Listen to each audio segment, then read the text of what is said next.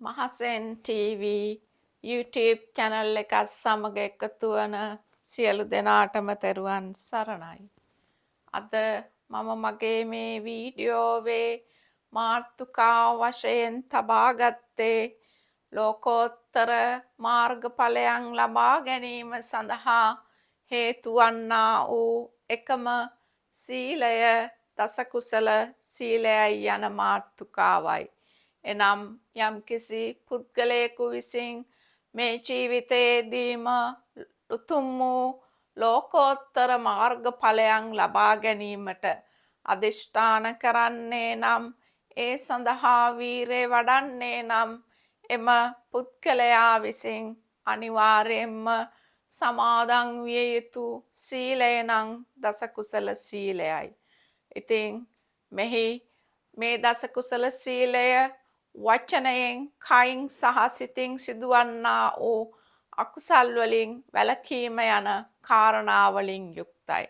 මෙහිදී අප වචනයෙන් සිදුවන්නා වූ අකුසල් ගතහොතින් බොරු කීම, කේලාම් කීම, හිස් වචන කීම සහ පරුෂ වචන කීම. ඉන්පසුව කයින් සිදුවන්නා වූ අකුසල් ඒ කාමෙහි වර්ධවා හැසිරීම, අන්සතු දේ ගැනීම සහ සතුන් මැරීම යන කාරණා. ඉතින් සිතින් සිදුවන්නා වූ අකුසල් නම් ලෝභය, ද්වේෂය, මෝහය යන මේ ආදී අකුසල් සහගත සිතිවිලි. ඉතින් මෙහිදී යම්කිසි පුද්ගලයෙකු මේ සීලය කියන්නේ සමාදන් වී දිවිහිමියෙන් රැක ආරක්ෂා කරනවා නම් ඒ පුද්ගලයාගේ සිත තුළ අනිවාර්යයෙන්ම නිරායාසයෙන්ම ඔහුටත් නොදැනී ඔහුගේ සිත සමාධිමත් වීමට පටන් ගන්නවා. ඉතින් එහි සිල්වත් හා සමාධිමත් වූ සිතක් තුළින් ප්‍රමණයි ඒ ප්‍රඥාව අවදි වීම සිදුවන්නේ. ප්‍රඥාව අවදි වීම යනු ඒ ලෝකෝත්තර මාර්ගඵලයන් ලබා ගැනීමේ ඒකායන මාර්ගයයි. පිළිවෙලින් කිවහොතින් සෝවාන්, සකෘදාගාමි, අනාගාමි, අරහත් යන මේ ලෝකෝත්තර මාර්ගඵලයන් ලබා ගැනීම සඳහා මේ දසකුසල සීලය හේතු කාරණා වෙනවා. ඉතින් මා මෙහිදී තවත් දෙයක් සඳහන් කළ යුතුයි. යම්කිසි පුද්ගලයෙකුට ඒ කියන්නේ මේ ජීවිතයේදීම මේ උතුම් ලෝකෝත්තර මාර්ගඵලයක් ලබා ගැනීම සඳහා හේතු කාරණා වන කාරණා කිහිපයක්ම තිබෙනවා. එනම් මේ කාරණේ කිවහොතින් අපි බුදුදහමට අනුව මේ ජීවිතයේදීම ලෝකෝත්තර මාර්ගඵලයක් ලබා ගැනීම කියන කාරණය ආරම්භ වන්නේ අප කුඩා කාලයේදී ඉපදුනදා සිට කරන්නා වූ ක්‍රියාකාරකම් මත නොවේ. එනම් අප මේ කෙලවරක් නොපෙනෙන සංසාර ගමන තුර විවිධ ආත්මයන් වලදී ඒ දසපාරමිතා ධර්ම සම්පූර්ණ කරමින් එන්නා වූ ගමනක් තමයි මේ. ඉතින් යම්කිසි පුද්ගලයෙකුට මේ මාර්ගඵලයක් ලබා ගැනීම කියන කාරණයට අනිවාර්යයෙන්ම ඔහු විසින් මේ සසරේ ඒ කියන්නේ මේ ජීවිතේ උපද ලැබීමට පෙර මතු ආත්මවලදී කොපමණක් පෙනුම් පුරා ඇතිද කියන කාරණය අනිවාර්යයෙන්ම ඉවහල් වනවා.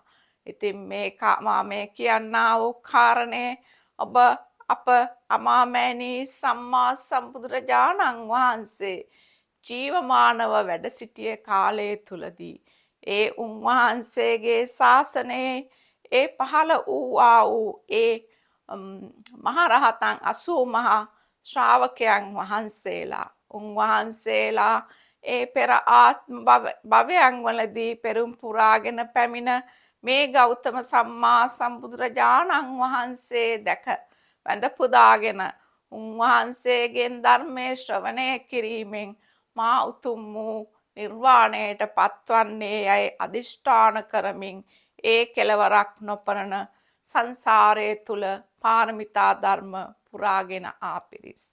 අන්න ඒ ආකාරයටම අපට මේ ගෞතම සම්මා සම්බුද්ධ ශාසනය තුල තවත් වසර 2400ක් පමණ කාලයක් ඉතිරි වී තිබෙනවා මේ ලෝකෝත්තර මාර්ගඵලයක් ලබාගෙන මේ සසර කතරින් එතර වීම සඳහා.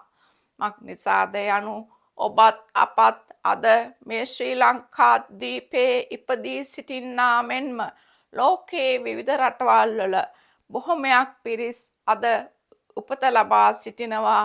ඒ අතීතයේදී ගෞතම සම්මා සම්බුදුරජාණන් වහන්සේ පමණක් නොව පෙර බුදුවරුන්ද දැක උන්වහන්සේලාට ගෙන් ධර්මයේ පවා ශ්‍රවණය කර යම්කිසි ආත්මයකදී මමත් උතුම් වූ මාර්ගඵලයක් ලබාගෙන මේ සසර කතරින් එතර වන්නේ යයි අදිෂ්ඨාන කරගෙන ඒ ඉපදී සිටින්නා වූ පිරිසක් අද මේ කාලය තුල මේ මනුලව උපත ලබා සිටිනවා. ඉතින් තව වසර 5ක් 6ක් පමණ කාලයක් යනකොට ඒ කියන්නේ ඉදිරි කාලයේදී වසර 10ක් පමණ කාලයක් තුලදී මේ ආධ්‍යාත්මික යුගයක් නැවතත් ශ්‍රී ලංකා දීපය තුල පහළ වෙනවා. එපමණක් නොව මේ ආධ්‍යාත්මික පුනරුදයත් සමගම බොහෝ පින්කර මේ මතු සසරේ පාරමිතා ධර්ම පුරාගෙන පැමිණි ඒ පිරිසට අනිවාර්යයෙන්ම ඒ තමා අදිෂ්ඨාන කළා වූ ඒ උතුම් වූ මාර්ගඵලයන් ලබා ගැනීමට නිසකයෙන්ම හැකියාව ලැබෙනවා.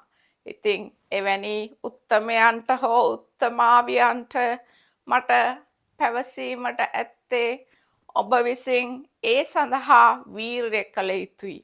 ඒ වීරය කිරීමේදී ඔබ විසින් අනිවාර්යයෙන්ම මේ දස කුසල් එනම් බොරු කීම, කේලාම් කීම, හිස් වචන කීම, පරුෂ වචන කීම යනාදියෙන් වැළකීම.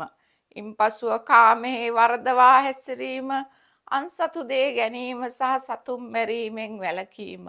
ලෝභය, දේශය, මෝහය යනාදී මේ අකුසල මූලයන්ගෙන් වැළකීම යන කාරණා මේවා සමාදන් වී නිතිපතා ඔබ විසින් සිහිපත් කළ යුතුයි. මෙය දිවිහිමියෙන් ඔබ විසින් රැක ආරක්ෂා කළ යුතුයි. මෙසේ යම් කිසි පුද්ගලයෙකු මේ දස කුසල් දිවිහිමියෙන් රැක ආරක්ෂා කරනවා නම් ඔහුට හෝ ඇයට අනිවාර්යයෙන්ම මේ ජීවිතයේදීම උතුම් වූ ලෝකෝත්තර මාර්ගඵලයක් ලබා ගැනීමට හැකියාව ලැබෙනවා නියතයි. ඉතින් මා එසේ පවසමින් අදට මගේ දේශනාව මෙයින් අවසන් කරනවා. සියලු දෙනාටම තෙරුවන් සරණයි.